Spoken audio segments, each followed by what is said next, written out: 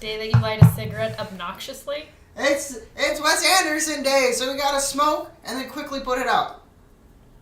Oh no! Stuff is happening! Ow! Ow! Ow! Ow! Ow! Ow! You know how in Grand Budapest they... Ow! How does he do that? I don't know. You're like really burning your hand right now. Like sparks are flying. Stop. I don't think you're Ray Fiennes or whatever his name is. No, that was Jason Schwartzman that did that. That was Jason Schwartzman who did that, you're right. Okay.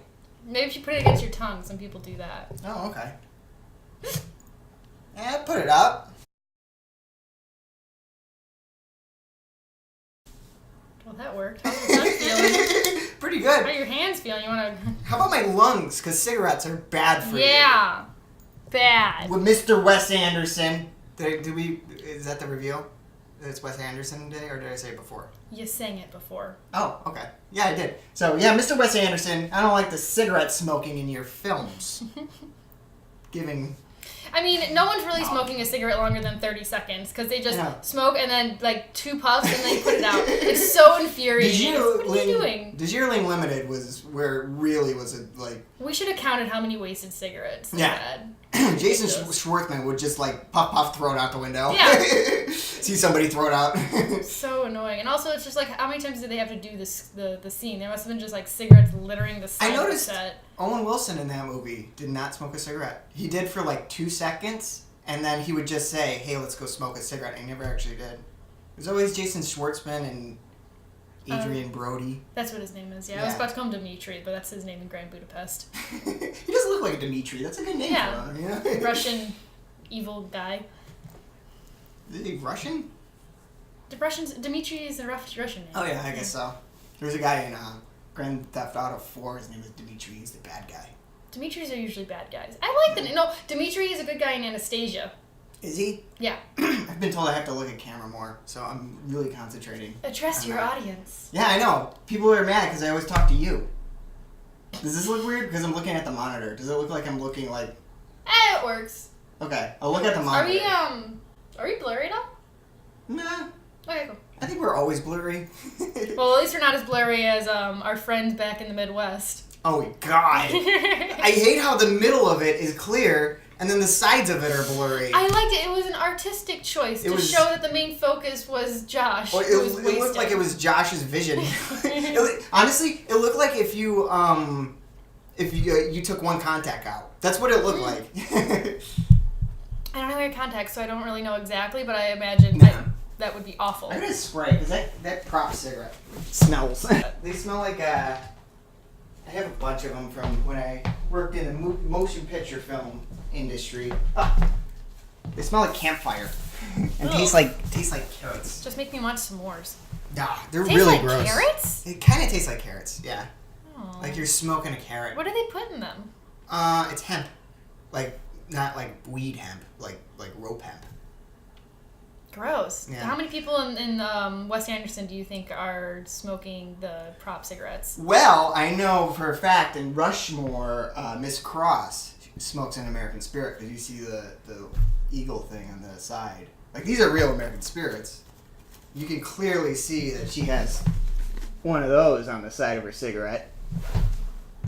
See how it autofocused? Yeah, I like that.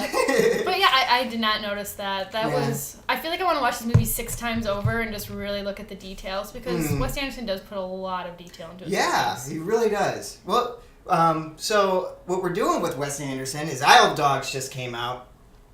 And so we decided to watch all of the Wes Anderson films. We're listing them best to worst, kind of like how we did with Quentin Tarantino on the Friday the 13th. Yeah, and how we were supposed to do with Scorsese and then realize that is a large undertaking. Well, you know what? I did read in my fun facts. We had fun facts for each of these films. Oh, I have a fun fact with Scorsese too. So Mom and Dad, you probably haven't seen any of these movies and you're probably going to be bored out of your mind. So bye-bye. Yeah, thanks for watching till now. I mean, you can stick around, but... Dad, I really don't think you're going to like these films. I mean... If you do like Wes Anderson, I recommend not binge watching because I noticed that after watching like 3 of these in a row, I would start talking like Wes Anderson characters and it was super frustrating, like short bursts. Yeah, like halting sentences. Yeah. And like you use really big words occasionally. Yeah. I don't know any big words, so I can't add. Yeah, I mean, It's hard to think of big words off the top of your head. Yeah, and put them in a sentence with some kind of meaning behind them. Yeah.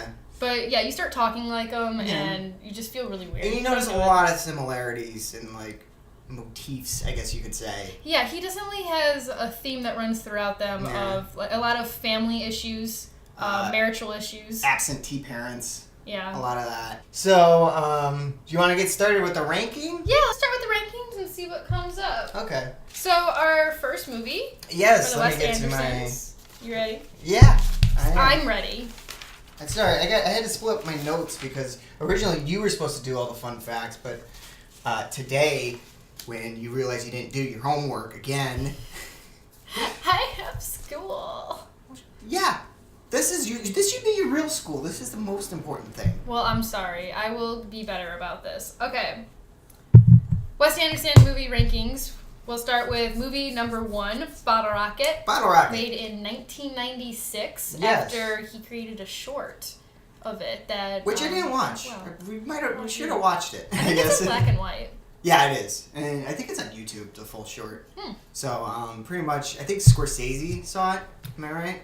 Yeah, I wrote in yellow, so I'm sorry if I really look hard at my paper. It was number 7 of Martin Scorsese's list for his favorite film of the 90s. Oh, really? Number 7. Oh, so the feature. Yeah, the movie. I heard that Scorsese saw the short and helped kind of push it into being made a feature. I mean, he might have. I didn't see anything about that. Yeah. All of our fun facts come from IMDb, so if anything is wrong, it's IMDb's fault. A little bit from Wiki. Well, I didn't do Wiki. I was did too a little lazy. bit from Wiki. I did the IMDb bare minimum. So, Bottle Rocket. You got any more fun facts? You told me there weren't much for this one. Yeah, there weren't too much. Except for in 2011, the motel that is used in Bottle Rocket was actually going to close due to economic difficulties, and this group set up a lovely soiree at the Bottle Rocket Hotel. That's what it was called, and they actually saved it. That's the Owen Wilson line. Oh, well. No. Bob. He's like, this looks like a lovely soiree, but God damn it, I have to talk to you. Oh my goodness, I forgot. That's for the name. Okay, I thought they were just trying to sound fancy. No. But it saved the Mopel? It saved the Mopel, and they did it every single year since. Okay, where do you put it? Bottle Rocket I put at 6. So that'll be about here, right? I put it at 6 too. Yeah. I mean, it's when I first saw it, I really, really loved it for whatever reason. When I first saw it, I did not like it. I didn't get it. I really, really got into it. First off, the Owen Wilson character reminds me of people I kind of grew up with that are, I don't know, like sweet at heart, but like, goddamn, are they dumb? You know what I mean? It's just like, I don't know. So I kind of identified with that, and I don't know. Bob was hilarious. I think Bob was my favorite. I really liked Bob. Bob was pretty funny. I like the scene where they're fighting about the gun.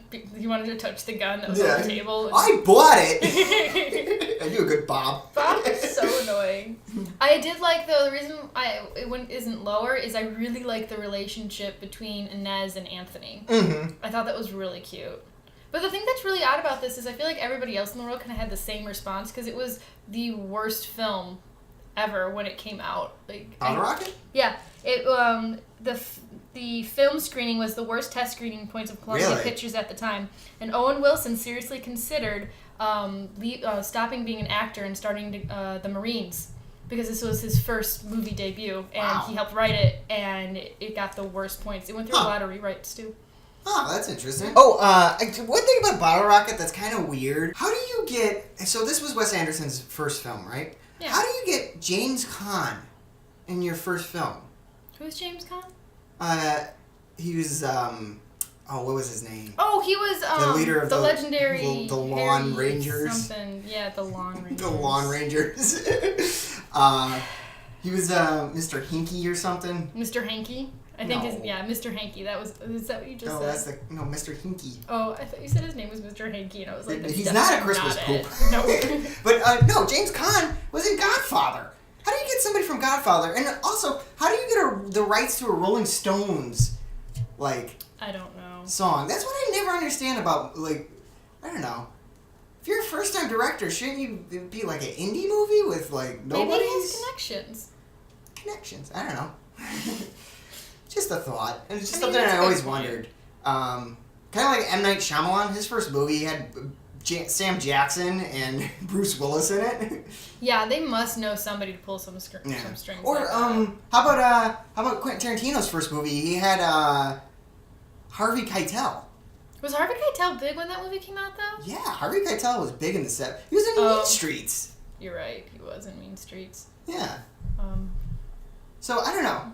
Comment down below how these debut films that are supposed to be so low budget get these big stars. Well, maybe it's because they just signed with the right production company, and that production company is able to kind of pull some strings and get people. Well, you want to move on to Rushmore? Because I got a fun fact about Rushmore. Rushmore, the second film. 1998. Yes. So, did you know that when Bill Murray read the script of Rushmore, he said he would do it for free. He liked it so much.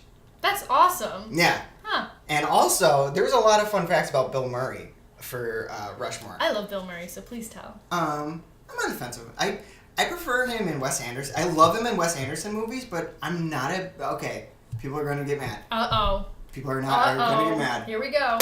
I'm not a big fan of his comedies, like his straight comedies. Like, I think he was the worst part of Ghostbusters. Not the worst part. He was okay. That is an unpopular opinion. No, he was okay in Ghostbusters. Good. But Caddyshack, I personally think he was the worst part. Like, I only saw Caddyshack once, and I decided not to waste my time on it ever again. It's overrated. Yeah. Maybe if I grew up when it came out, I would think it's funny. But like that gopher was so stupid. Yeah. I don't know. He was great in Little Shop of Horrors. Yeah, he was pretty funny in that. I love that part. Groundhog's Day is one of my favorite movies of all time. That's a good one. Is that considered a comedy though? Is it like? Yeah. So yeah. Also, Bill Murray didn't like Jason Schwartzman at first, but he warmed up to him. Oh, they better warmed up with each other. Kind of worked on each other for every other Wes Anderson movie. It's like, what the? Wes Anderson went up to him and said, "You two better get used to each other. You're gonna be in like 10 more movies after this." I just think he was sitting like a parent just yelling at the two kids, like, "You two get along." Oh, fun fact about Bill Murray's kids in the movie. Mm-hmm. He said that they acted exactly the same off camera, and like really? the lines where he yelled at them were improvised. He was really frustrated on the set. That's awesome, though. But one more thing about Bill Murray on Rushmore. He, I guess Wes Anderson wanted a helicopter shot, and the production company wouldn't give it to him. So Bill Murray gave Wes Anderson a blank check and said, "Write it for whatever you want." Really? Yeah. That's crazy. According to IMDb. They auditioned 1,800 teenagers for Max Fisher. What? The script was written before Bottle Rocket. And also, IMDb, you really need to trim some of these fun facts. Because there were 3 times they mentioned that in the beginning that Max Fisher was reading a book written by Jacques Cousteau. And Jacques Cousteau inspired Life Aquatic. Like, Jesus Christ, I read this 3 times. That happened a lot in mine too, where it was just repeated or reworded, and I think that people just submit them in, and then they just get maybe approved. And also, I don't really care what 2 people were in the same movie at a different time. You can cut those out too. Exactly. There was one where it was like, it was really weird. It was something about, I don't remember the actor in Wes Anderson, but it was like, blah, blah, blah from this Wes Anderson movie worked with Scarlett Johansson in The Jungle Book. And I'm like, what the fuck? I don't give a shit. Yeah, I saw The Jungle Book. Put that with The Jungle Book. Probably Isle of Dogs. Yeah, I think maybe like that. That's because that's the only movie Scarlett Johansson was in. Oh, yeah. Wes Anderson. So where do you put Rushmore? Okay. I put Rushmore at number 9. Ooh, it is my least favorite Wes Anderson movie. Really? Max Fisher is an asshole. I was going to say, he's manipulative. Kind of irritating. Yeah, he's really irritating. And the way that he manipulates witnesses... Mm-hmm. Cross. Her name is Rosemary. I was trying to guess her last name. Is just inappropriate to me for a 15-year-old. All right. I've got it at number 4. Wow. Yeah. I really liked Bill Murray in it. I thought he was hilarious. Okay, Bill Murray was the only good I part loved I think my favorite part of it was when they were feuding. I did like the battle between... Yeah, where he ran over his bike. That was funny. He cut his brakes. Cutting his breaks, I was like, wait, are you fucking kidding me, kid? Like, that's murder. It's attempted murder. Yeah, it's one to run over somebody's bike or maybe break his windshield, but come on, that's dangerous. Also, I thought the whole aquarium thing was kind of funny. And I thought that was dumb. I really? wrote, building the aquarium is dumb. That's why I thought it was funny. I was just like, she likes fish. That doesn't mean she wants a fucking aquarium. She wanted like, to what build are you an doing? entire aquarium. Why? And he even like had Bill Murray write him give him all his money to build this aquarium to fight over. I don't know. I think it's funny that an old man and a 15-year-old kid are in a love triangle with this 20-something-year-old woman that had. Yeah, a 20-something-year-old widow. Yeah, that part's really weird when you actually break it down like that. Mm-hmm. Back to the aquarium. He didn't even ask the fucking principal permission to rip up the baseball diamond. Like, what an idiot. This kid is an idiot. That's what. He's so irritating. His coach is like, what are you doing? Oh, I can't stand him. He's staying at 9. I don't think he's gonna move. I'm surprised. If I had to pick, a lot of these movies are rewatchable. That one I really don't think I want to rewatch. Really? Mm-hmm. I like the plays. The plays they put on. The plays they put on were cool. Okay. Do you have anything else for Rushmore? I do not. Okay, so let's move I wrote, is Max irritating? You answered that question. You know exactly how I feel about Max. Mm-hmm. Okay, so next is the Royal Tenenbaums, made in 2001. There's a lot of fun facts for this one, and I apologize if it sounds like I'm reading. It's because I just really couldn't remember them all. Mm-hmm. But my first one, I was literally about to ask, who here's seen Royal Tenenbaums? Raise your hands. Do I need to give a recap really quick? It's about a dysfunctional family. The dad is out of the picture. The 3 kids are all geniuses in their own ways. And then Royal Tenenbaum tries to come back. The father. Royal is the father. Sorry. Tries to con his way back in so that he could have a place to stay because he gets kicked out of his hotel because he's broke. And then he fakes having cancer. Yeah, he says he has 6 weeks left. I'm like, you really didn't think this through. He had stomach cancer. He said he had stomach cancer. He's sitting there chowing down on cheeseburgers. He's eating hamburgers. He picked the most painful cancer. I know. But then he slowly starts to realize that family is where it's at. Spoilers. We're just gonna go right into it. There's always gonna be spoilers. Yeah, deal with it. Okay. But number one fun fact: there's the flashback scene to when they're kids and they're playing with BB guns. Yes. And I know about this. Yeah, so in the shot, Royal shoots one of the kids. What's Richie? It's not Richie. Ben Stiller. Ben Stiller's character. I don't have Ben Stiller's character's name down. Ben. We're just gonna call him Ben. Shoots Ben in the hand, and so later on with a BB gun. With a BB gun, and it zooms in on the hand, and you can see the BB gun moving. That's not Ben Stiller's hand, but it's actually Andrew Wilson, one of the Wilson brothers' hands. The lesser-known Wilson brother. Yeah. Owen Wilson Future shot him. Man in Bottle Rocket. Bob's brother. Future Man? Bob's brother? Yeah. That's Future Man. I kept seeing that name, and I was like, what the fuck is Future Man? Yeah. Did he call himself Future Man? No, they called him Future Man. I totally missed that. Why is he called Future Man? I don't know. I don't remember why they called him Future Man. Okay, whatever. Yeah. Andrew Wilson. It's actually his hand. Yeah. Which I thought that was really weird. I was like, you just kind of left a BB gun in your hand, in your knuckle. A BB pellet? I would. If it doesn't affect you. I wonder if he has to if he's going through an airport. Are BB pellets made out of metal? Yeah, they're metal. That's so weird. Yeah. You go up to him and be like, no, it's just a pellet. You can move it around a little bit. That's kind of cool. It is. I kind of like that. That would be cool. It's like you have your own little fidget in your hand built in. I wonder if you're, let's say, playing piano or something, because when you move your it hand rocks back and forth. Yeah, can you feel it moving, or are you just kind of used to it, like it's part of your knuckle now? Yeah, I wonder. That's weird. All right. Okay. Test time. Put your hand up. I got a BB gun. Oh yeah, go right for it. I mean, point blank. It would really hurt. I don't think that would stay lodged in my hand. But it does kind of remind me of a story that Jackie Chan used to tell, where he used to be a bouncer and he punched some guy in the face, and he thought that his knuckle bone was sticking out, so he spent 3 days trying to push it back in, but it turned out to be the other guy's tooth. Yeah, I've heard of that happening. Yeah, I don't know if it's actually true, but I thought it was funny. I've heard other people say they get teeth stuck in their hand and don't realize it. That's just a common occurrence in some people's lives. Hockey players. Anyways, back to Royal Tenenbaums. Fun facts.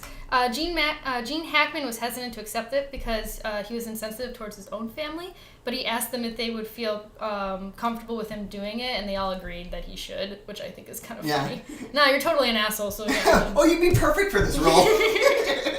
Oh, he's an asshole, you're an asshole, we're good. You're going to get an Academy Award, you don't even have to act. He just doesn't understand sarcasm. I just went, oh, they're okay with it. Just went up there. Alright, cool. Oh, this is one of my favorite fun facts. The original Hawk used to play Mordecai was kidnapped during shooting and held for ransom, but the production could not wait for his return. So that's why in the end they mention how the new bird has white feathers. It's because it's an entirely new bird. It's not actually the original Mordecai. First off, that sounds like a Wes Anderson movie I know. itself. Doesn't it sound like a Wes Anderson plot? Like, it doesn't even sound real. Who steals a hawk? Yeah, Seriously. yeah, really, and holds it ransom. It's weird. Did they use cutout letters? Read the letter. Why did they use cutout letters? Fantastic Mr. Fox reference. Yeah. Little tease. But it's interesting because like the fact that the hawk had more white feathers kind of play like it came back more pure, I guess, because white usually represents pure, or you could say it got scared into having white feathers. Anyway, it's a nice little thematic twitch that turned out to be an accident. Yeah, it really worked out, and I really like that part actually when Mordecai comes back. Apparently, there's another part in the film where he knocks on Eli's door, and he hears a bird above his head, and he's looking up, and apparently that's Mordecai. Really? Flying over his head, I don't watching remember over that him. at all. Yeah, I didn't know either, but I was reading it, and it just clicked. That's interesting. Yeah, interesting. A lot of scenes were shot in New York City, but Wes Anderson didn't want any distinct landmarks. So he has one scene where Kumar, I'm going to pronounce his name wrong, but the guy who plays Pagoda. Yeah, He's in every single one except Life Aquatic. You want to know why? Why? Well, he's not in... He died.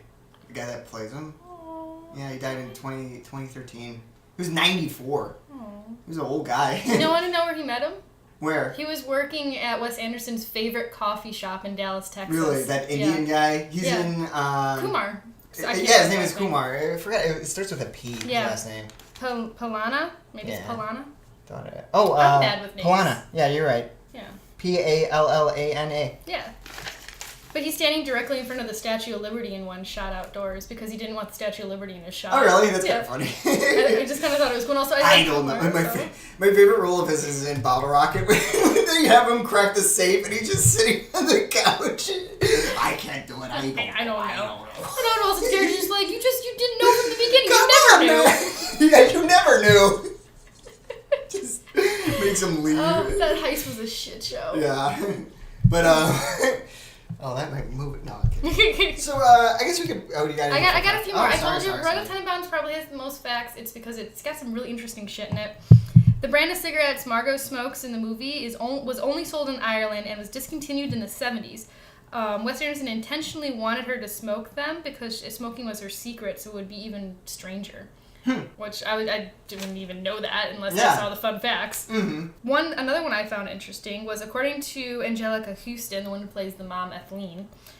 She's also in 90% of these movies. Yeah. She and Bill Murray were very protective of Wes Anderson, and Gene Hackman was tough to work with and was difficult with Wes Anderson. I've heard that. Bill Murray would actually come in on his days off to watch over Wes Anderson and make sure that Gene Hackman doesn't fuck with him.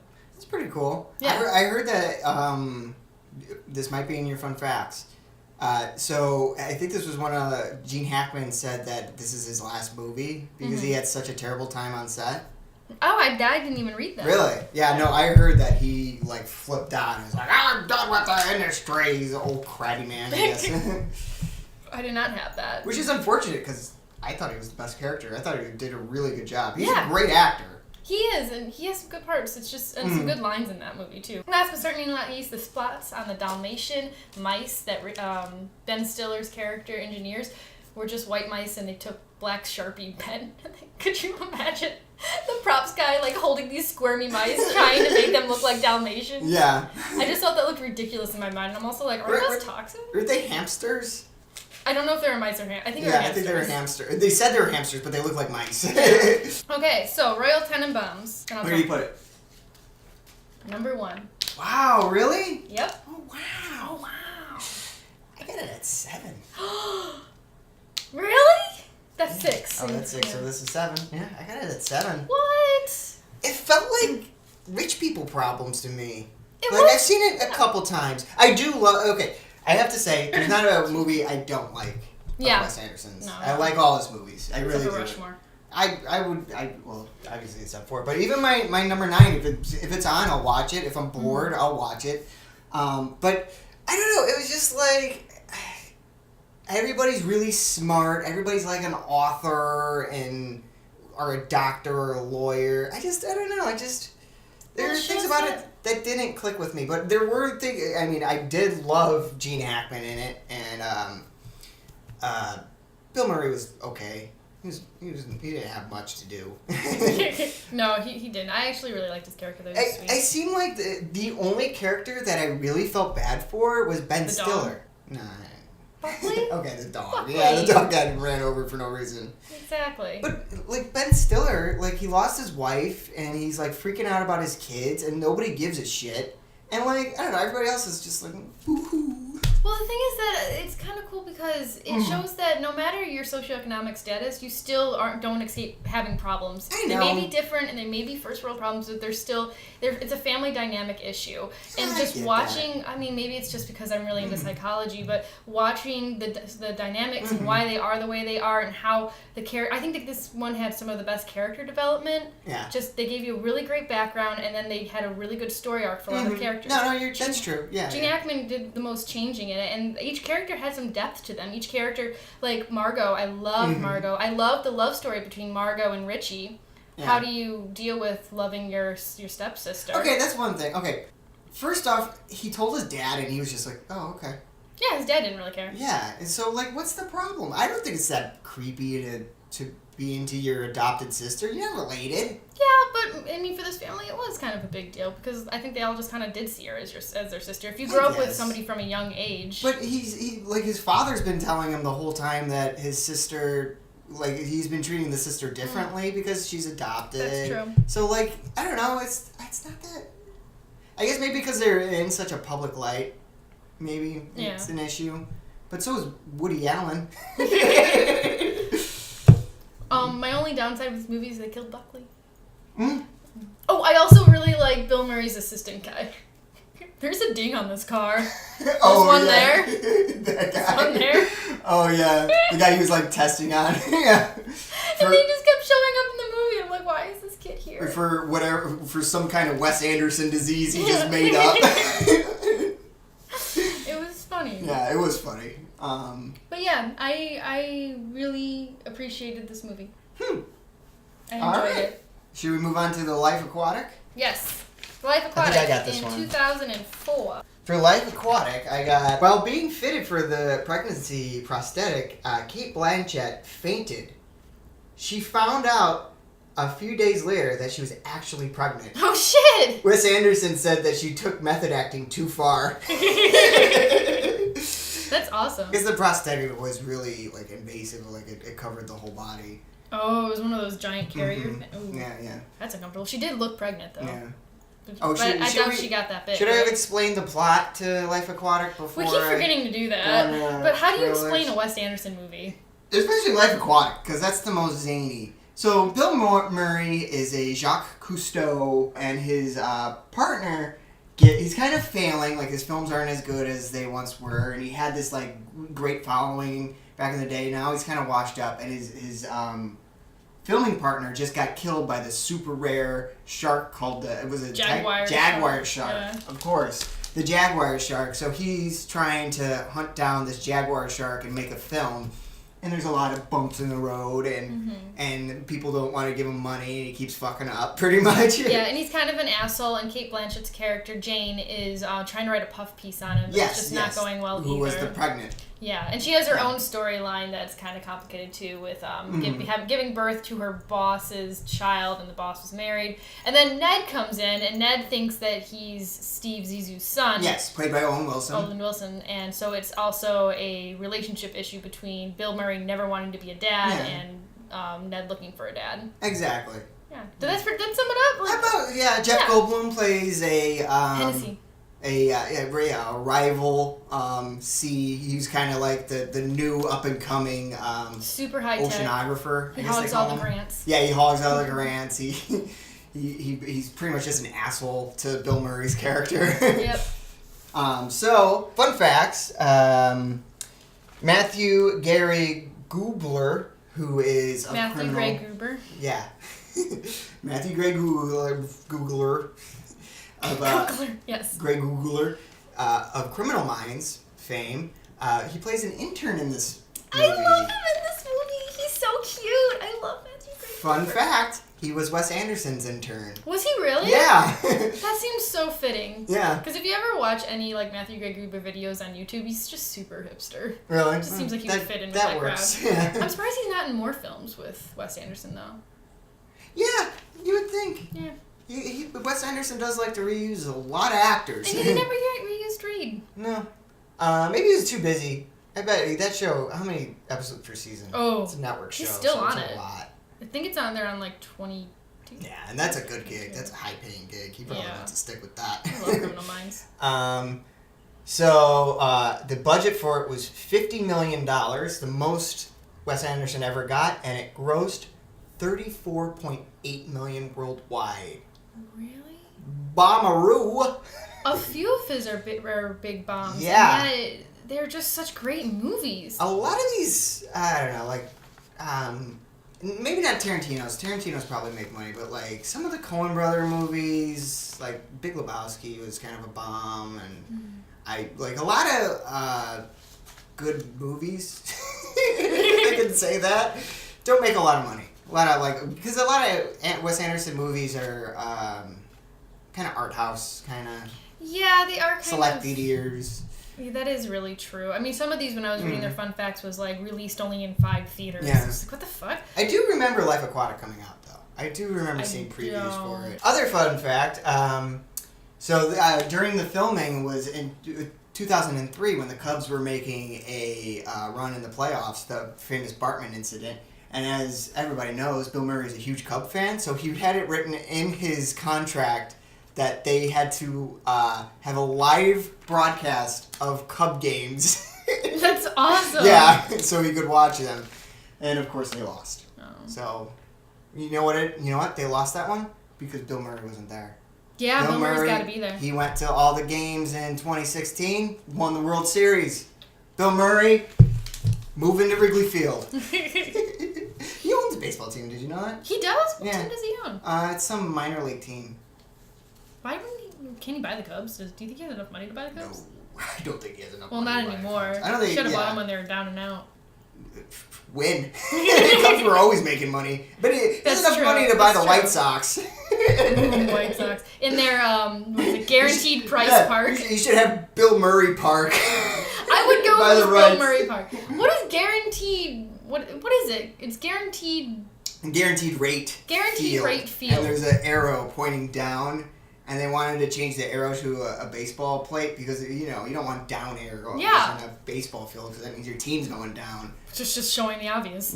Well, they might be good this year. But, so they wanted to change it to a baseball plate, and guaranteed rate goes, nah, that's our logo, you can't do that. It's like, isn't it enough you have the goddamn name on the side of the building? It sounds awful. I still call it Comiskey Park. I just called it U.S. Cellular. I call it Sox Park. Yeah, it's where the White Sox play. Yeah. And there's Wrigley. You always say Wrigley. I like Because Wrigley. Wrigley's old. It's cool. Yeah, I don't think they'll ever change the name of that one. Yeah, it's named after gum. Anyways, Life Aquatic. The Jaguar shark was one of the largest stop-motion puppets ever created. It was 8 feet long. It took over 5 puppeteers. Wow. Yeah. Huh. I didn't know that was a puppet. It was- I thought yeah, that all they used the- like a weird CGI. No, all the animals were stop-motion puppets.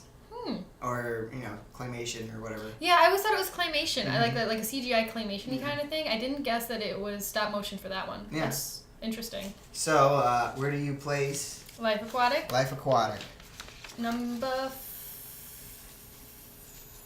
5. Number 2. Almost Ooh. number Oh, 1. Sorry. It's all good. Number 2. Almost number 1. Actually, it was number 3 for a while. Mm-hmm. Then I almost put it at 1. And I was like, how about 2? It was, honestly, a lot of these were really hard for me to place. I think that Life Aquatic was tying with something else, but Really? we'll see what.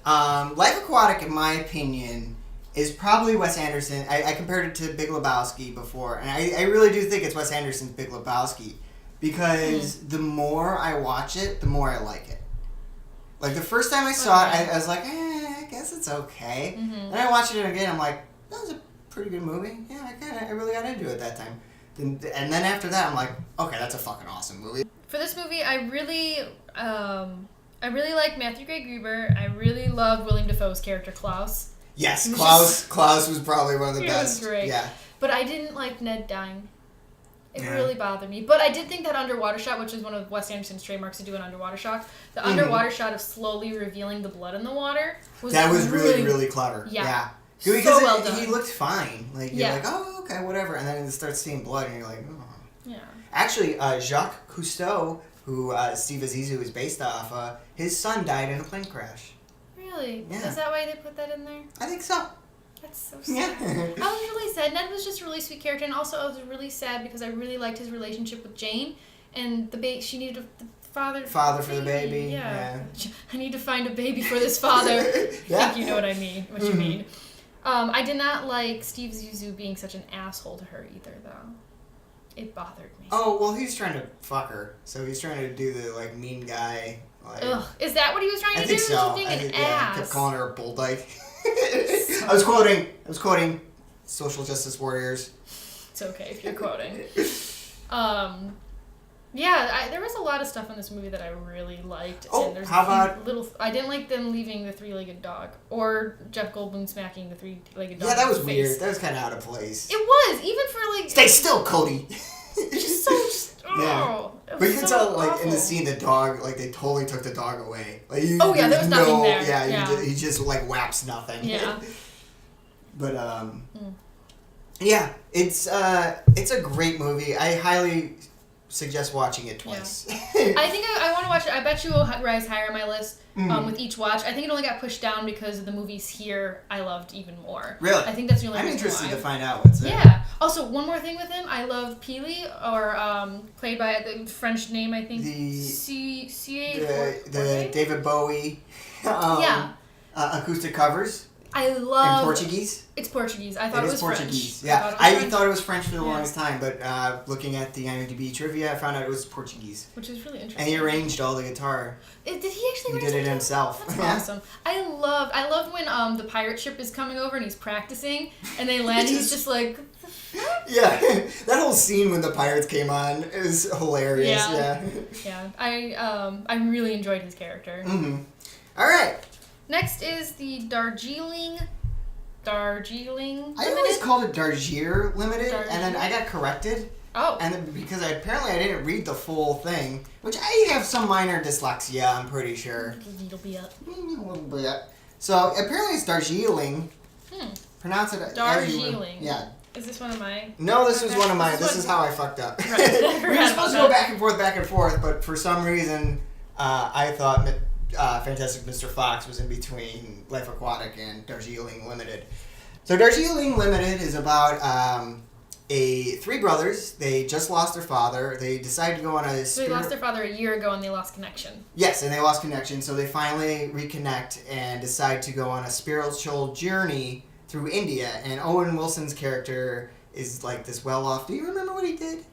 To his face? No, like what his job was. Everybody was well off. Everybody was pretty well off, yeah. But he was kind of like the oldest, and he was like he had an accountant, and they traveled by train on the whole. Yeah. Well, most of the movie takes place on train. Well, I mean, not that much of it. Like half of it. Yeah. Half of it takes place on the Darjeeling Limited, and they get on a different train. That's a completely different name. I was like, why did you name it after the train they were only on for the first half, and then they get kicked off because they bought a Cobra? And then it got loose. Yeah. Like, what? I don't understand. So it's these three brothers, and they're traveling through India for a spiritual journey. Little do they know that Owen Wilson actually planned that they were going to see their mother, who didn't show up to their father's funeral and has been kind of an absentee mother. Yeah, she just disappears randomly, and they finally tracked her down in a nunnery in India. Yeah. Yeah. Did I miss anything? There's an accountant. Oh, there's the accountant that can't grow any hair on his body. He can't grow any hair on his body, and he's working for Owen Wilson, and he provides the laminated itinerary for them every single day. Brian. His name is Brian. His name is and Brian. He slides them under the door every day, and you will not see Brian. And then you see Brian. Yeah, he's like off in the background of every shot. What's fun facts? Anything interesting? Fun facts. Not much for this one, actually. Gotta keep switching between papers. Maybe you should have just rewrote everything. So Owen Wilson put a lime in his shoe to get the limp. Owen Wilson got in a... Yeah, a lime. A lime? Yeah. You couldn't get a rock? Why a lime? I don't know. It's gonna get all your sock all juicy. That's what it's he did. It's so sticky. Fucking weirdo. It's better than Sling Blade. Didn't he put rocks? I think he put glass in his shoe. Oh. Fred Sanford put rocks in his shoe. That's what I'm thinking. Yeah. Okay, I'm like, somebody put rocks in their shoe. Rock in my shoe. That's so... Babadoo. Why a lime? I don't know. He put a lime in there. Did he try different fruits and the lime worked best? He started on a watermelon. He's like, no, that's too big. then he got a grape, and he's like, maybe a little bigger than that. It's too soft. It needs to have a rind. Oh, Definitely wow, a rind. this lime is perfect. Yeah. The train scenes were on a real traveling train. Really? Was it actually moving while they were... It was actually moving while they were filming. That's impressive. And they shut down an entire train line in India to shoot the train scenes. Wow. Yeah, and actually traveled from one end to the other. That's really impressive. I thought the shots on the train were really cool because, I mean, they had such limited space. And sometimes when they were filming, I was like, how the fuck are you making this work right now? And it doesn't feel claustrophobic. No, it doesn't. Like, it does a little bit in the room, but he, of course it's Wes Anderson, so everything's like, way far away. Yeah. he likes to pan the room. Like, he wants the room long and, like, looks like it's cut in half. A moving camera that just kind of rotates. Yeah. Also, the actress who played... Rita. She didn't smoke before the movie, so she had to ask a bunch of her friends to teach her how to smoke. Which I don't think it's that hard to learn how to do that. I don't know. I feel like I've never smoked a cigarette. I don't really understand how I'm supposed to hold it to make myself look natural. Yeah. Also, smoking it, if you're not a big smoker... I've seen people smoke on camera and it looks obvious that they're not smoking. Yeah. They're so, like, a real smoker doesn't realize it's in their hand, Whereas... It's like an extension of your hand. Yeah. Like, I always think of the scene in Friends where Chandler's trying to teach Joey how to smoke because he's going for an acting gig. So Chandler's just like, you hold it in your hand and you just relax. And and he gets, like, re-addicted to smoking. Yeah, and then he's smoking outside. I haven't seen too many episodes of Friends. I never saw that one. I've seen a lot of them. I think he was like smoking out a window or something. Yeah, there was one where he was on the balcony and it was raining out and they told him he couldn't come inside, so he just like held a trash can a little above his head and was just like, fuck you guys, I'm smoking. Getting grouchy face. But anyway, so during the audition, she just lit up a cigarette and then Wes Anderson said, so are you in? So maybe he has a thing for people smoking cigarettes. I think he might, yeah. Actually, I think that one of his movies was one of the first movies to get a rating just because of smoking. Really? Yeah. I'm trying to think of which one that might have been. I think it was Fantastic Mr. Fox. That makes sense. Yeah, because it's also a cartoon. Yeah, it could have been G. It's PG, right? Or did it get PG-13? I didn't know I had to look up the ratings, too. We'll get to that when we get to Fantastic Mr. Fox, I guess. We're still talking about Darjeeling Limited. Oh, yeah. He personally screened the film for Scorsese. Really? Mm-hmm. That's so cool. Yeah. Mm-hmm. Scorsese said that he believes Wes Anderson is the Scorsese of our time, which I didn't agree with, but I'm also like, that's cool. You just ate one of my fun facts about Wes Anderson. Sorry. It's okay. I don't know. I don't see much comparison to Scorsese. Mm-mm. It's very different. Me neither. Yeah. I don't agree either. If anything, I think P.T. Anderson has more of a Scorsese feel to it. Yeah. Boogie Nights just has a very Scorsese vibe to it. Yeah, what was the one with Adam Sandler? That has a Scorsese kind of feel to it, too. Which one has Adam Sandler? Punch Drunk Love? Yeah. Oh, okay. Yeah, I can see what you're saying, yeah. Maybe they just misquoted Scorsese and they thought he said Wes Anderson instead of P.T. Anderson. He said it real fast. Yeah. Anderson. You're like, oh, yeah, you like Wes. I don't like Anderson. Why does he sound He just had a stroke. Stroke-sese. Okay. No. Oh, how terrible. That's a bad joke. What if he dies of a stroke? It's your fault. Oh, no. I killed him. Okay, where do you put the train one? The train Fuck one. that Darjeeling Limited? I put it Darjeeling. at number 3. Wow, that's high for you. Mm-hmm. And I didn't like it the first time I saw it.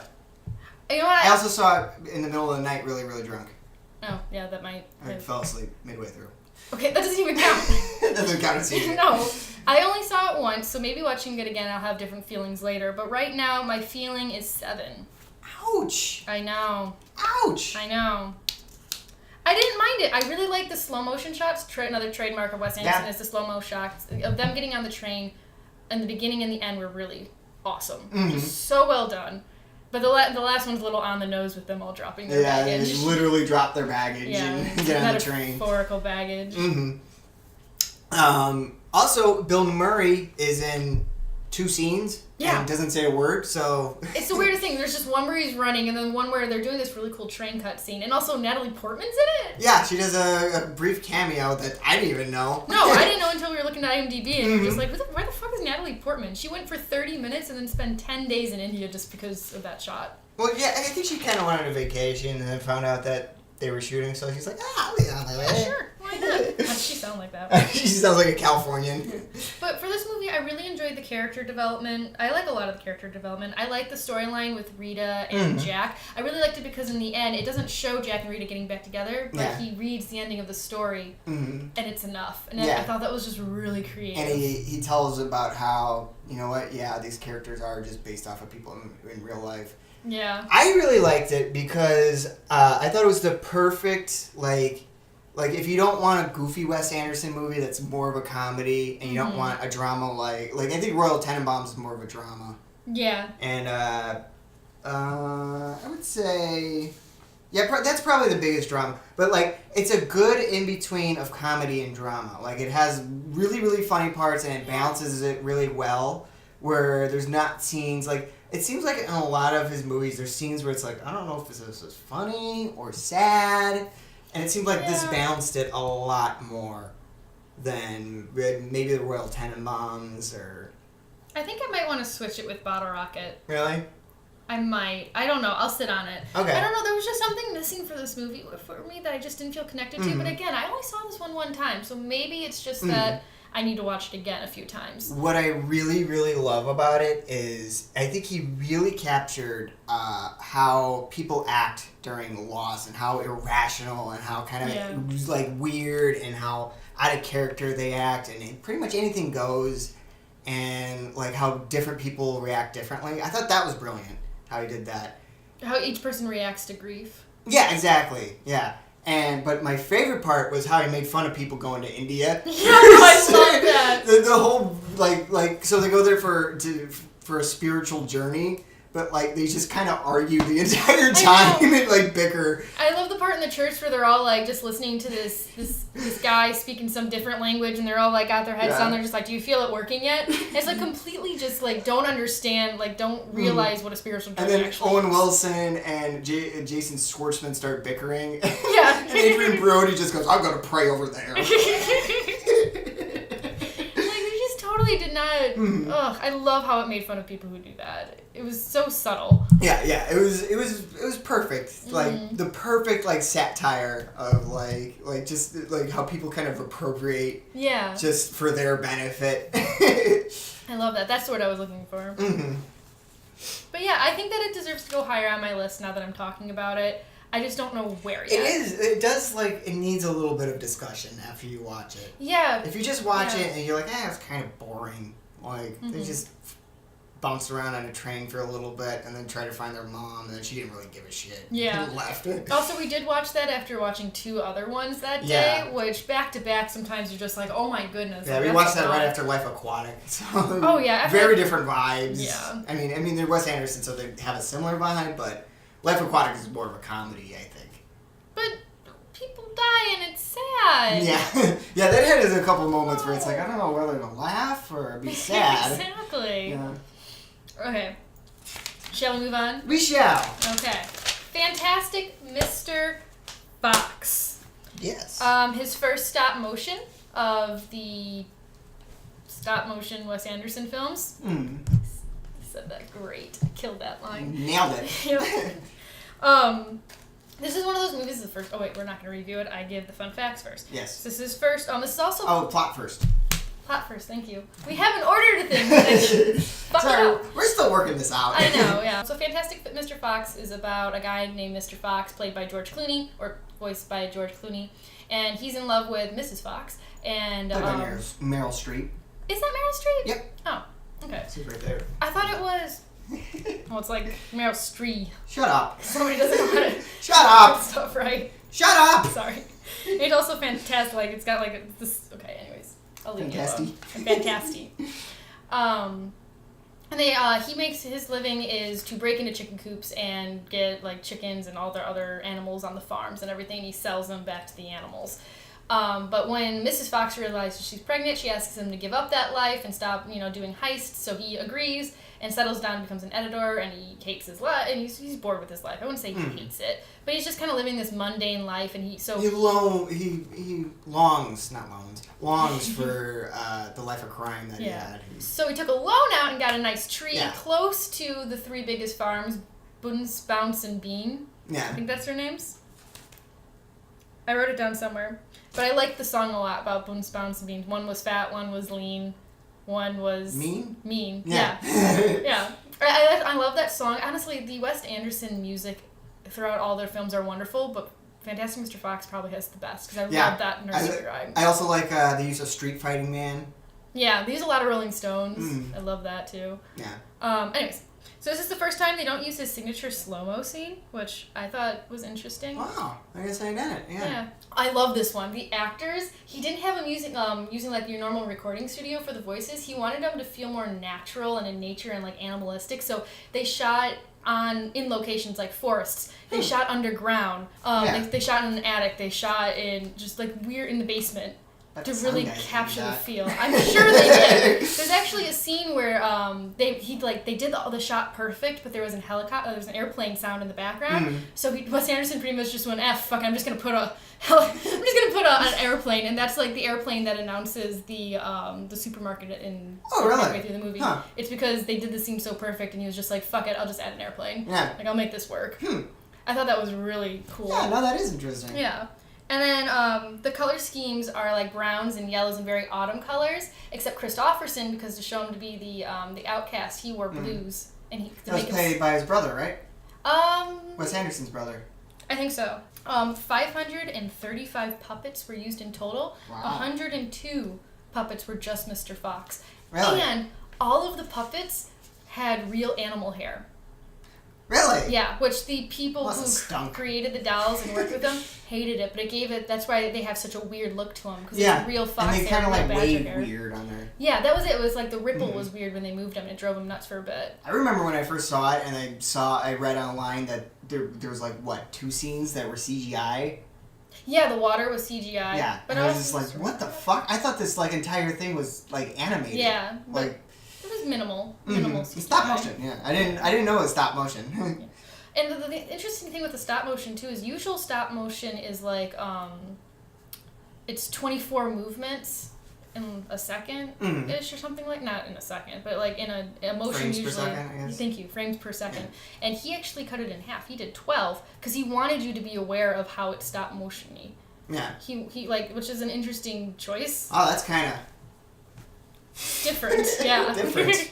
But also, I was just like, I think you're just lazy and you only wanted to do 12 motions instead of 24. I don't think he's lazy. His lazy would have just done CGI. Well, the thing is, though, that this entire thing was, he directed it over via email and phone from his apartment in France. Really? Yeah. So he would like video himself showing what he wanted the people to do, and then he would send it off. And the guy that was a secondhand man who actually was working on the sets really didn't like how it was set up. Really? He did that, yeah. Huh.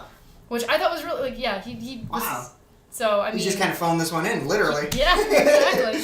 But there were 56,000 shots in the whole entire movie. Oh. 56,000. It was the longest stop motion of its time. I kind of would like that in a flip book. How big do you think that would be? You watch the whole movie. That'd be really insane. Last fun fact is the rat's death was almost reshot because the MPAA thought that when he takes the sludge and lets him drink and tells him it's apple cider, they thought that he was feeding him his own blood. He thought that Brat was bleeding, and he was just like, here, drink this, and like makes him drink his own blood pretending it's apple cider. And I was like, MPAA, you need to calm the fuck down. Mpa. You just know. Why did you think something so terrible? Exactly. It was just sludge. And it's supposed to be a kid's movie. Exactly. Like, they use the word cuss instead of... Yeah, they don't swear at all. Which they asked him why, and he was just like, I don't know, it just kind of became a thing. It's kind of funny. Yeah. I kind of liked it.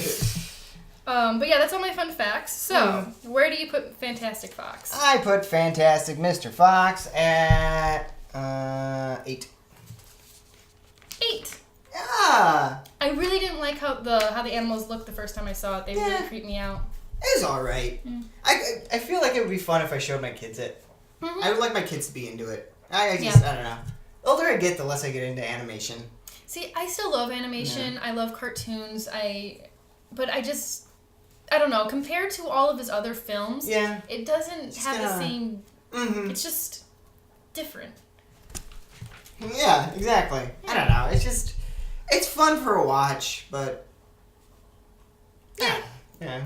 It's great acting. A lot of it, the voice acting was really well done. Yeah, because they did it on... Yeah, on location. It's pretty much just all the Wes Anderson faithful. Yeah. My number one favorite thing about it, though, is I really, really enjoy the soundtrack. I really like the song. Yes, the song. I like that banjo song that they did. Yeah. Yeah. That's a terrible song. You made a terrible song. That's terrible songwriting. That's what he said. You did a bad job. What was his name, Davey or something? Yeah, something weird like that. And we're back. Sorry. I was going to do that. Well, you gotta be quicker. Isn't it? Don't make me snap my fingers in a Z formation. Alright, we took a break. I had to get a refill of my energy drink, and it's the same thing as hers. I just put whiskey in it. Kickstarter, Mountain Dew, Black Cherry. You're not paying us, don't even bother. Get energized. Is that what it says? I don't know. Oh, okay. Or get a kick of energy. I don't know, what is their slogan? Mountain Dew. It's do what the you do. Oh, it's do the do. Do the do, yeah. Oh. Well, it's appropriate, though, because I believe you're drinking moonshine today. Yeah, there you go. Moonshine and dew. Moonshine and dew. Moonshine whiskey. Mine is just the energy drink. Oh, God. I probably shouldn't do moonshine when we record. I had a live stream that will never get posted that I just got way too going for. I had to stop drinking beer, so I switched to, hard liquor. So I switched because to that's the obvious moonshine. Safe choice. Yeah, exactly. Well, I don't want to get fat. I want to be drunk, but I don't want to be Drink fat. light beer. I come here, you only have light beer. What is that from? Thank you. I was like, I had a feeling it was Think, from something. McFly, think. It's such a dumb movie. If I turn my work and your handwriting, what do you think would happen? I'd get fired, and I don't want that to happen. Do you want that to happen? Just let me know when we get to the end. Would you, McFly? That's the end. Thank you. Anyways, what were we Wes saying? Anderson directed Back to the Future, so I'm going to put Back to the Future at number 1. It could be fun to, just every once in a while, sneak in a movie that's totally not that director. Just to fuck with people. And number 1, I have Polar Express. Oh gosh, that movie would be a very different movie if Wes Anderson had his hands on it. Polar Express? I couldn't even... It would be stop motion. Yes. It would be like those wood dolls. And Tom Hanks' character would be smoking. Oh, definitely. Oh my goodness. Yeah. They were smoking in Mr. Fox, and that was supposed to be a kid's movie. I think that was the one that had the rating because they were smoking, I'm pretty sure. Yeah, I believe it. It's based on a rolled doll. Yeah. The Charlie and Chocolate Factory, James the Giant Peach guy. I like James and the Giant Peach. I grew up with that movie. It was really scary. It was a good movie. I was really scared of it when I was a kid. That seems like a Wes Anderson movie. Yeah. I could see that being Wes Anderson. I could see that. Yeah.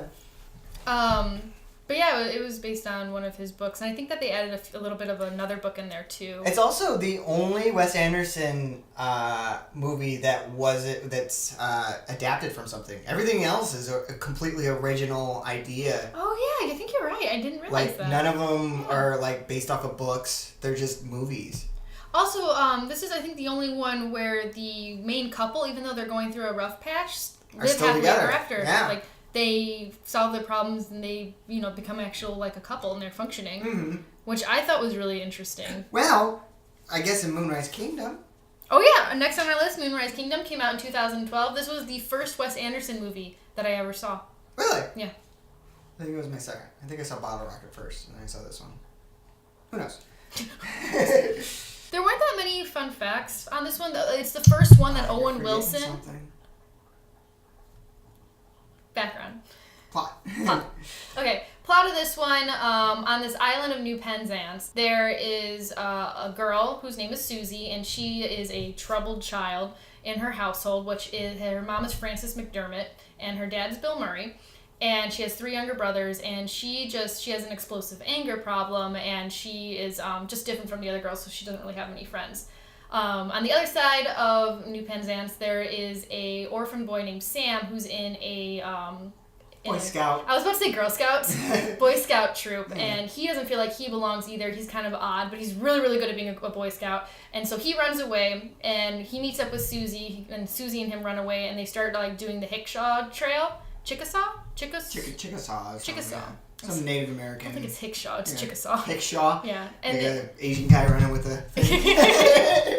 they got there really quick. Yeah. So they travel, and everyone's trying to find him. And Frances McDermott's character is in love with the police officer who's played by Bruce Willis, and they're all trying to find the kids, and the kids are trying to escape. She's having an affair. I don't know if she's in love with him. Oh, you're right. She has an affair with him, but I think she's definitely using him. So another fun fact is Cara Hayward, the one who played Susie, was able to keep her kitten that she had, which I thought was really cute. That's cute. And Sam got to keep his backpack, which I thought the kitten was a better fun fact.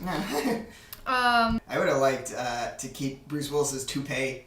Did Bruce Willis get to keep his hair plants? Did he have a toupee? Yeah, he had a toupee. I totally forgot. I wasn't even looking.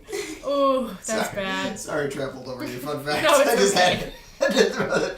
You're just saying this like, I can't wait to talk about his toupee. Anyways. Go on. I thought this was really interesting, where Susie, on top of her fridge, she found that her parents were hiding a book called, what was it, like, How to Deal with a Troubled Child? Yeah, I had a picture of a girl crying. Yeah. Oh, also it takes place in 1965. Yeah. I don't know if that helps. Can I fucking finish my fun fact? Sorry, I'm sorry. I just remembered you forgot to bring it up. They had a book, and he actually based it off, Wes Anderson found the same exact titled book in his house. Oh, really? Yeah, and he knew who the troubled child was. He knew it was him, and just like how he felt. And he's like, I didn't really care about it, but I felt like somebody the might have been character bothered. would. Yeah. So I think it did kind of bother him. So that's why that's in there, and I thought that was a really cool little Easter egg about his own life that he. That is interesting. Yeah. And also, he described it as how when you're 14 to 15 years old and you first find love and they become your everything, and how when he kind of first found his love, this is kind of like how he imagined it would work out, where you would run away together and then get caught. That's kind of cute. Yeah. I could see that. So that's how he felt like he tried to capture his feelings when he was 15 and in love for the first time and try and put it into a movie. Yeah. Which I thought was really... That is interesting. Yeah, I like that. which kind of goes into our ratings. Mine is number 2.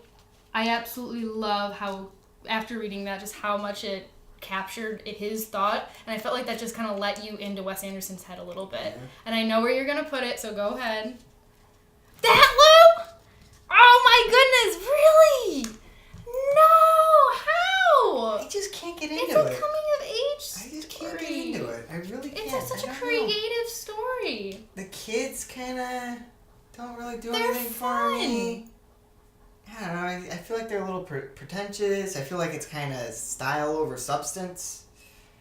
And this Like is his the- most Wes Anderson bursty like voice patterns than any other movie. I agree with that. And it's very, I don't know. I like the adults. I thought the adults were fun, but when it goes to the kids, like, I kind of lose interest. I really like Sam and Susie's chemistry. I think that they're great I together. liked Edward Norton in it. I thought he was really he good. was great. I loved Edward Norton's Bill Murray was funny. Oh, I love the part where he just kind of comes downstairs like, I'm gonna go chop down a tree. Just like completely shirtless. In one scene, you just see him sitting by a chopped down tree. Like chugging some alcohol. Yeah. Oh, that was a great scene. That was a good scene. Frances McDermott was great in it. Mm. She, honestly, anything she does, she's great in. There's so many good things to this. I love Susie that she that she goes berserk. But also, the guy who plays Sam, he, the one scene that he said had to take the most shots was him holding up the beetle earrings. Because he kept holding them out of frame or holding them wrong. So that was the one he had to take the most shots of. Well, I'm sure Wes Anderson is very particular because everything is It's smack dab in the perfect, center, you know. Yeah. So I'm sure that was kind of tricky. Also, the last shot was in the Sam and Susie in their underwear dancing on the beach scene because they wanted the actors to feel comfortable with each other, and it was a closed set, so there was only 4 people on the island, on the little inlet, except for the kids. In the Moonrise Kingdom. Yeah. I really enjoyed that movie, but it was also my first Wes Anderson movie. It's probably one of the ones I've seen the most. I kind of stopped liking it for a while because I overwatched it, and then I recently watched it, and I was just like, I forgot so many good parts of this movie. I don't know. I kind of thought it felt a little... Too Wes Anderson-y? Yeah, a little, it was a little bit just kind of, kids wiser beyond their years, and, I don't know. I like that about it. I didn't think the Sam actor was very strong. I don't know. I think he had the perfect amount of awkwardness that really fit his character. Yeah. I don't know. You're starting to convince me to put it lower on my list. I'm sorry. Honestly, I don't want to ruin the movie maybe for Life you. Aquatic is better than Moonrise Kingdom. Maybe. That's 3 whole... Hang on. But, cinematically, better movie. But, cinematically, how I feel, I really enjoy the feelings around Moonrise Kingdom. I really enjoy the storylines a lot. I get it. Maybe if I watched it when I was 14 or 15, I would get into it more. I think I saw it when I was, I don't know. Came out in 2012, so 6 years ago. I didn't see it when it first came out. I think I did. I think I saw it around when it first came out, yeah. Yeah. So you were 16, so... You started to count and then gave up. Yeah, I was like, fuck it. You were born in 94. Yeah. So, yeah, you're 16. I was 16, yeah. Okay, so it kind of fit with 2004, where I you was were in my 10. life. No, you were 18. Isn't math fun? Ugh. Okay, anyways. I dropped out of college. Grand Budapest Hotel. Now, this one didn't have very many fun facts. So the plot of Grand Budapest Hotel is it's a girl reading a story about a guy telling the story who interviewed somebody, right? Yeah. There you go. Yep. And it takes place in the 1930s. Between World Wars. Yeah, between World Wars. World War II is just about revving up, except they're not Nazis or something else. You got Z's. Yeah, the Z's kind of look like the SS symbol, and it takes place in a fictional country in this hotel where Ralph Fiennes is the Mayor D, and he gets framed for a murder of this 80-year-old woman that he was having sex with. 84, played by Tilda Swinton. Swinton. Whatever. She's in a lot of movies. She's really good. And so she gets murdered, and they pin it on Ralph Fiennes because he accepted, or she put in her will that he would get this rare painting called Boy with Apple. And so her son gets really, really mad. He frames him for the murder, and he pretty much just kills anybody. Sends his henchman, played by William Dafoe. Who is such an odd character. He's amazing in it. He's so great. Who just, and Ralph Fiennes has to break out of jail. It's very, very... Yeah. And it's all told through the story of Ralph Fiennes' busboy, Zero, who is kind of the main character. He has his love interest, Agatha. He's the antagonist, and yeah. Antagonist? Oh, protagonist. Can't imagine Zero being the bad guy. He's just a sweet kid. Adrian Brody is the antagonist. Yeah. Who is the son of the woman that died. Yeah.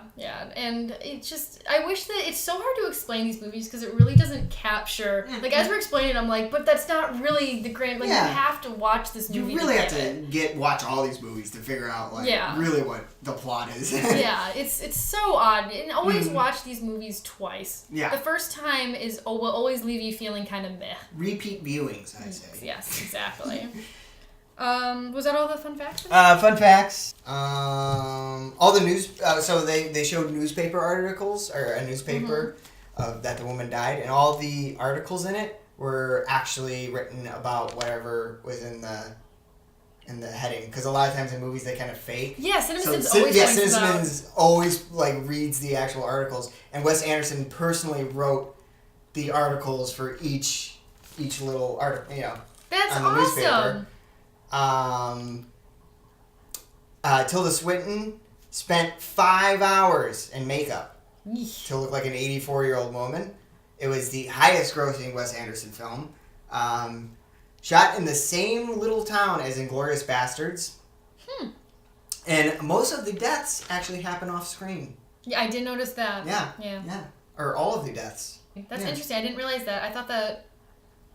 Yeah. Whoa, I didn't even realize that. One fun fact that I realized today is I had never noticed that when it bounces between times, it switched aspect ratios. That was so weird. You had to point that out to me because I didn't notice it. What was the different ratios for different years? They weren't like normal ones. Yeah. It wasn't like the 16:9 or whatever. So like it would switch from like super super wide, and then it would go into a little bit, more of a normal, conventional, like 16:9.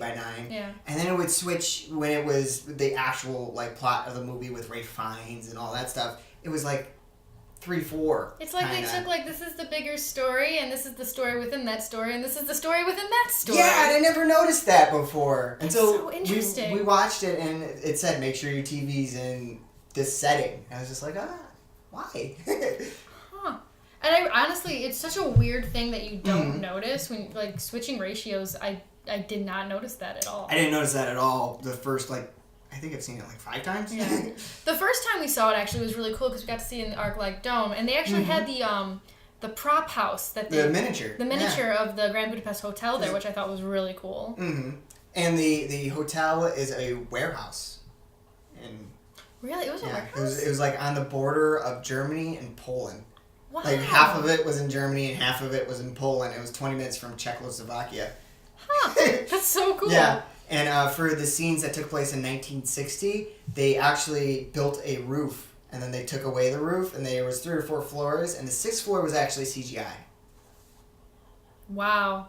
It does not look CGI at all. No. I don't see any CGI. No. That's a good job. Yeah. Good job, Wes Anderson. Mm-hmm. Anyways, where do you put Grand Budapest Hotel? Numero uno. Really? Number 1. That's my favorite Wes Anderson. Wow. I mean, it's still pretty good. Yeah. And mind you, I picked my favorite, and I picked my 2 least favorite, and everything else was tough. Well, really? Then I had, ones that I kind of knew were gravitating over here a little bit more. These 4 right here are probably close to interchangeable. even. A lot of, because I keep thinking, no, I want to switch these. No, I want to switch this. But it's just because I love them a lot. But if I had to force myself, put a gun in my head, this is the order I would do. Ralph Fiennes. He's amazing in it. It's probably the best performance of any Wes Anderson movie. Yeah. He was really, really strong, and I love it. It was definitely more of a comedy. Yeah, it definitely had a lot. Probably. No, but there's such sad There parts. are sad parts, but I think it was probably, as you can see, I like comedy. Yeah. But it probably the most comedic, and I don't know, it kind of felt like you're watching almost like a Dr. Seuss book or something. A little bit. It was very, very kind of whimsical, and it took place in a place that didn't really exist, and kind of a time, and you don't really know the time frame. Yeah. I don't know. I really, really enjoyed it. And it had... I think I put it in the wrong spot. This is so frustrating. I'm talking you into it. You are. Well, but I just, my downsides to it, I just don't like how he kills Agatha. And I don't like how he kills Ralph Fiennes. Yeah, Agatha was the love interest of Zero. She's great. She was such a great character. And honestly, I thought the actress did a great job with her part. And she made those cute little chocolate towers. That was cute. But I just thought that she did a great job, and she was super likable, and you didn't have to kill her and her infant son. That's just mean! Do you realize that Harvey Keitel plays the same character in Grand Budapest, Moonrise Kingdom, and Isle of Dogs? Oh, just like this. This middle, in the middle of the movie, he shows up and helps the main character out. Yeah. And then propels the plot forward. I always forget that he's in these movies too, because he just has this random little small part that you don't really think about. Yeah. And then you're just like, wait, is that? Yeah. What? Yeah. Mr. White. Yeah, exactly. But yeah, I think those are my only negatives. Like, oh, the cat scene. That's my favorite scene. My favorite scene, though, is when he's getting the cat from coat check, and the whole thing says cat. I just like Jeff Goldblum. He plays the lawyer, and William Dafoe is standing there. Well, Jeff Goldblum is reading the last will and testament, and he's holding his cat. So Adrian Brody's like, he gets mad and he leaves. And so he just casually tosses the cat out the window and walks out. And Jeff Goldblum just goes, "Did he just throw my cat out the window?" It's the most hilarious, random scene. But it's also just so funny because I feel like that's how I would respond. I'd be like, I can't believe that's so ridiculous. What is wrong with this dude? Cat. Yeah. That is a great scene. I mean, I gotta say, these movies kill a lot of animals. My top ones, Buckley gets run over, Snoopy gets shot with an arrow, the three-legged dog gets abandoned and hit by Hennessy. The dog, it goes back to its rightful owners. It goes back to the pirates. They abandoned him, and most of them are dead because of the fight. Oh, yeah, that's true. Did they kill an animal? I actually kind of wrote down all the animal deaths. And then the cat, yeah. But it's like, these are movies that kill animals, but this one kills a lot of animals. I can't stand that. But yet, I love these movies. The snake doesn't die because you're limited. I do love that he left the snake alive. But, there's some pretty brutal, the cat getting thrown out the window, and yet he does it in such a way that's so ridiculous that I'm able to laugh and be like, okay, yeah, that's just ridiculous. It's just so silly and stupid. Snoopy was a little hard for me. Snoopy was tough. That was kind of weird. That was kind of out of place. Yeah, but Wes Anderson is one of his trademarks to kill or endanger an animal in his films. Yeah, I guess so. Which brings us to our next one, if you're ready to transition. Yeah, Isle of Dogs. Isle of Dogs. Came out this year, 2018. Yeah, it came out last week. That's smack dab in the middle for me. Wow, you got it above Grand Budapest. I love it because finally, after killing and endangering so many animals, the dogs get a victory. They get an awesome win, and it's just everybody's happy, and it's great. Now, this may move up. Okay, so pretty much the plot, it's set in future Japan? Future or just Japan? Future. I think it's 20 years in the future, I think 20? they said. I think so, yeah. So it's 20 years in the future, and there is this, it tells this ancient story about how there was a battle between these two clans in Japan, where one was cat lovers, one was dog lovers, and the dog lovers beat the cat lovers kind of thing. And then the cat lovers slowly creeped up. So over the years, the cat lovers started having positions of power, and they want to get rid of all dogs. So they let loose this strand of sickness that goes through the dogs, and it's kind of makes them crazy or aggressive, and they sneeze a lot, and they're afraid of it spreading to humans. So it's this huge epidemic. So the cat mayor lover guy decides, hey, we're going to take all of the dogs in Japan, and we're going to dump them on this place called Isle of Dogs. Garbage Island. Yeah. Where Wally's making little square packages. Yeah. In the background.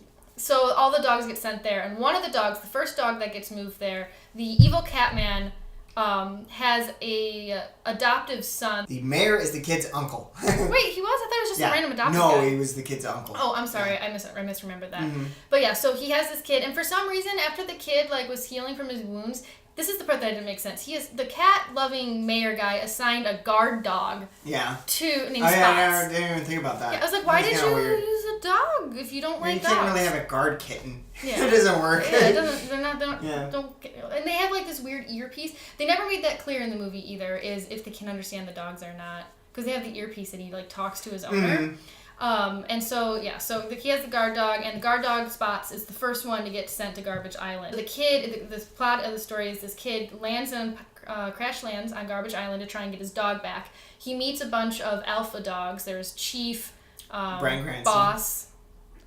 Which one's Boss?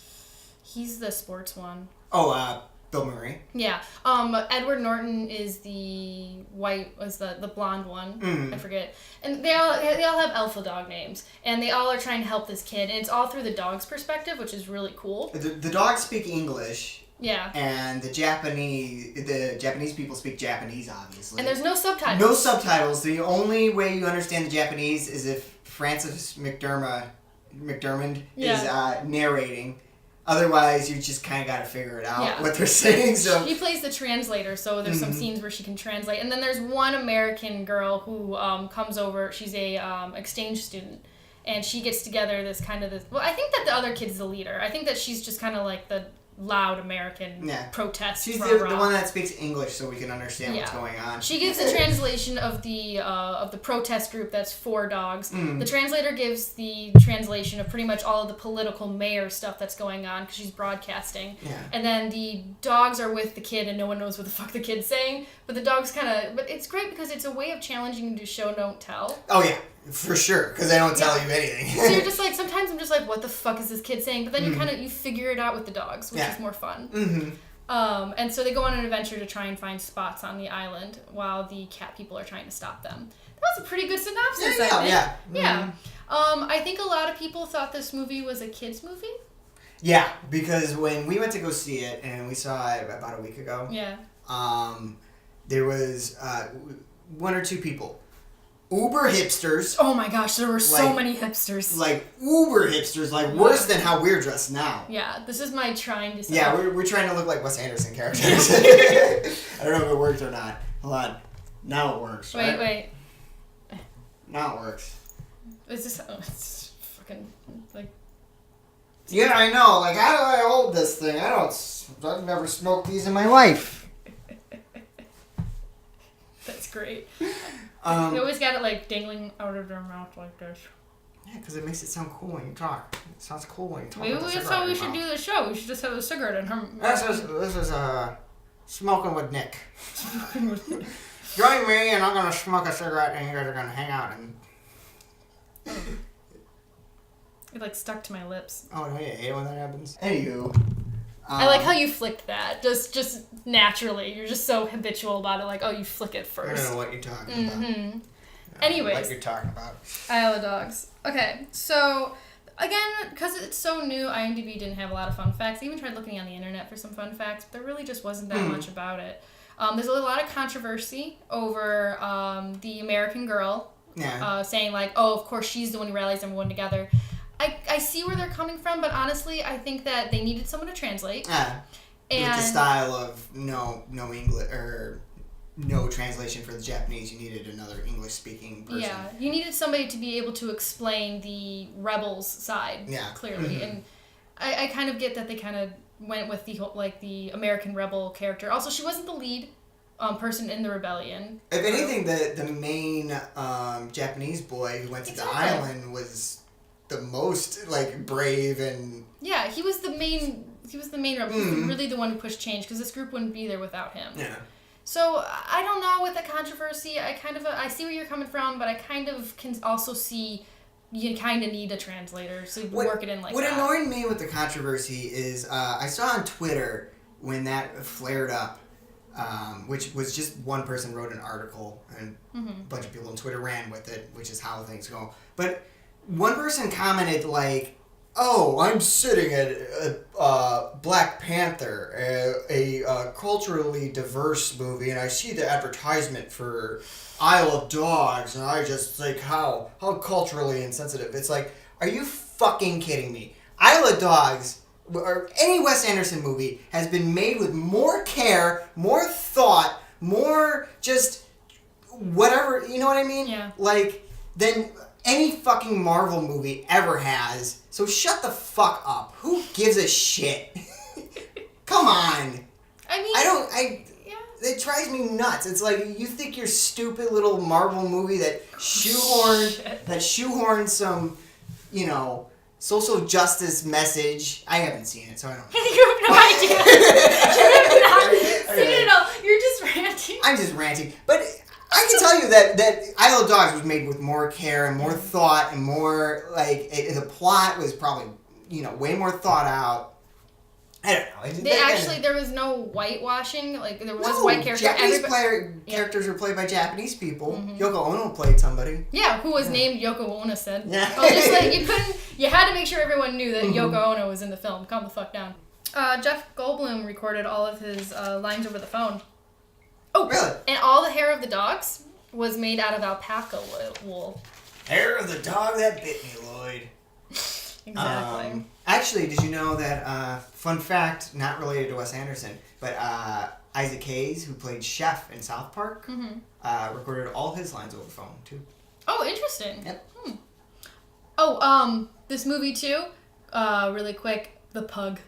The Oracle Pug that watched the TV, that was pretty funny. That was really, really funny. She really just actually watches TV. Yeah. I know shit from there. But the reason why I have it at number 5, I do like that it had a political message about immigration, which is another reason why I got so upset that somebody said Black Panther was and I like that it wasn't beating you over the head. Like, you could, if you're not, if you're not a liberal person, I guess, that doesn't agree with it, you can still probably enjoy the movie. Yeah, it's a really well done movie. It's like a cute little adventure movie. Yeah. The reason I put it smack dab in the middle because I think I need to see it another time to really give an accurate kind of assessment of it. I know, I'm gonna. Because all these I've seen at least twice. Yeah. Moonrise, I guess, these are limited if you don't count being drunk in the middle of the night and watching it.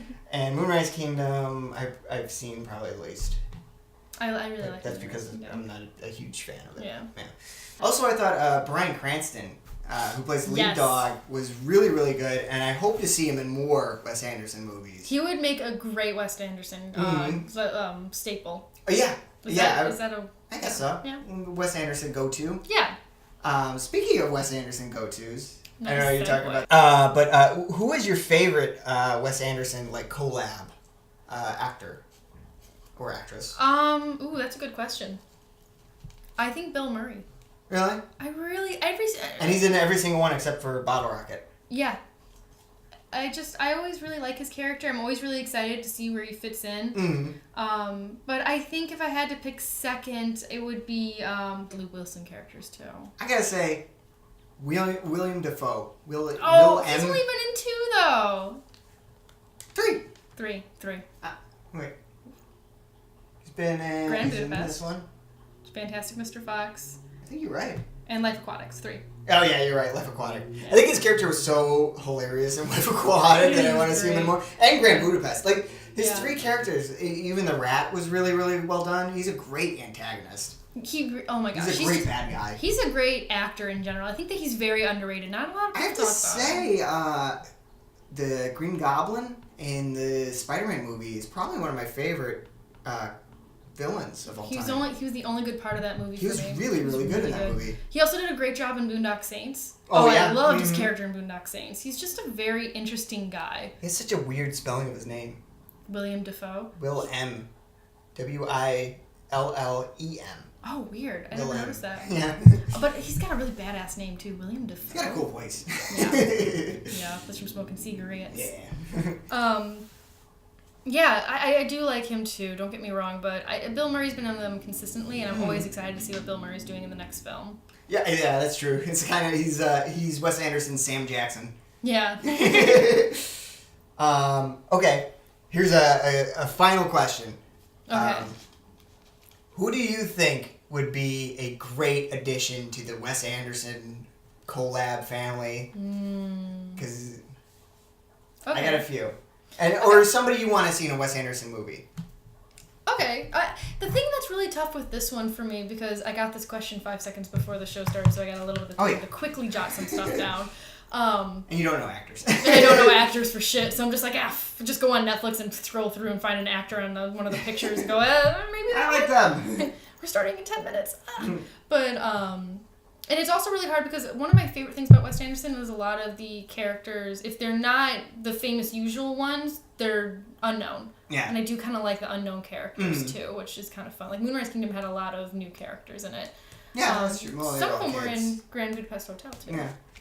But I actually thought Sarah Paulson was actually the first one I thought of. She's from the American Horror Story. Oh, yeah. I think that she would do a really good job. Mm-hmm. I think that she can definitely play one of these characters well. I was thinking Christoph Waltz. Oh my goodness, yes. But I think, wouldn't he be a little bit too much like William Dafoe-y? Kind of. Maybe, but he's German. I mean, you just think it because he's William because Dafoe. Because of Klaus. I'm thinking Klaus, yeah. But, I don't know, William Dafoe. Oh, Christoph Waltz. Christopher Waltz would be really, really strong. Yes, I would. None of my other choices even matter. You just hit the nail on the head. William H. Macy. I have William H. Macy. Oh, nice! High! Yeah, William H. Macy would be great in these. I also have Oscar Isaac. Ooh, yeah, that's a good choice. I think that he would be great. He has definitely the look for a Wes Anderson film. He has good timing, good humor timing. Definitely. Because I think all of Wes Anderson movies do fall into comedy. They do in a weird way. In some way they do. Yeah. And the timing is very...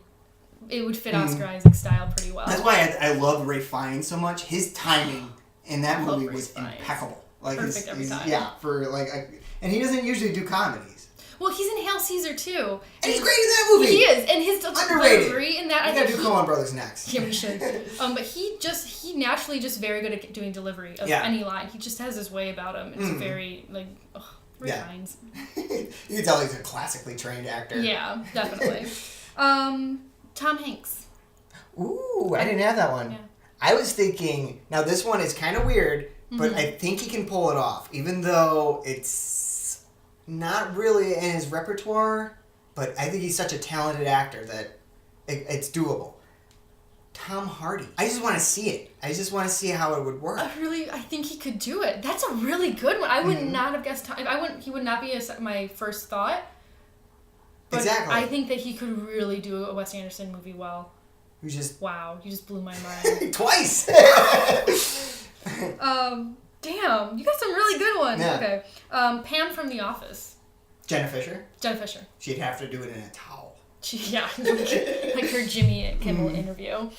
Which I love that. So if anybody who's seen that, there's an interview where she broke the zipper on her dress and she's in jeans and heels and diamonds and makeup and everything, and she panics and just ties a towel around her chest and goes out there.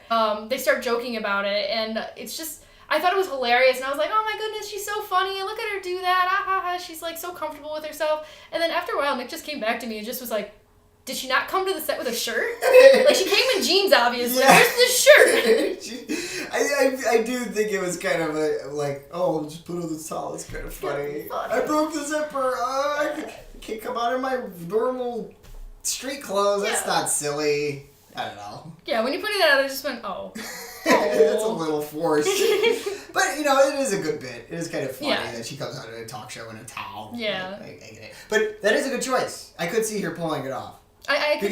Because Pam was very deadpan, and a lot of Wes Anderson characters do have that kind of deadpan delivery. Yeah, when I was picking these characters, one of my thoughts was, can you do a deadpan comedy humor? It's just it's kind of difficult to do. It is very difficult. I don't even think I've ever seen Tom Hardy in a comedy.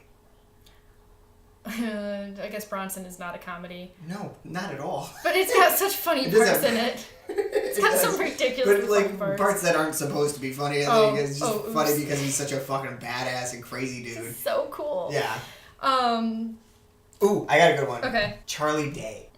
I think he's too silly. You think he's too goofy? I think he's too goofy. I don't know if he can do it. Because a lot of his character is him kind of doing that shouting voice that he does, which he does very well. But I just don't think it fits in a Wes Anderson movie. I think you blew my mind, and then you got me with a dud. Oh, I'm sorry. But yeah, maybe he might surprise me. I have Josh Brolin from that's a good one. Hail Caesar. Yeah. He plays Eddie Mannix. He does a pretty good straight-faced character. No Country for Old Men. Yeah, he's in that one too. That's a good one, and he's a great actor. Yeah. He's underrated as well. Maybe we say underrated a lot in this episode. But he's really an underrated actor. Nobody talks about him. No one. That's why I think that he'd be great. I did somebody that no one really knows about. Another person from Hail Caesar I did was Alden Ehrenreich, played Hobby Doyle. Oh, okay. He's Han Solo. He is. He is that. I just don't know how I feel about that. But I think that he would. I think he would do. He's a Brit. Too. What? Yeah, he's a Brit. Really? Mm-hmm. Oh, you should do the country accent if he does Wes Anderson. I like it. It makes it sweet. How about one that you thought was already in I don't know, I thought of this person wait, I guess they aren't in any Wes Anderson. Steve Buscemi. Steve Buscemi would be great. Yeah, I think he could do it. I think he could definitely do it. I would love a Steve Buscemi Wes Anderson film.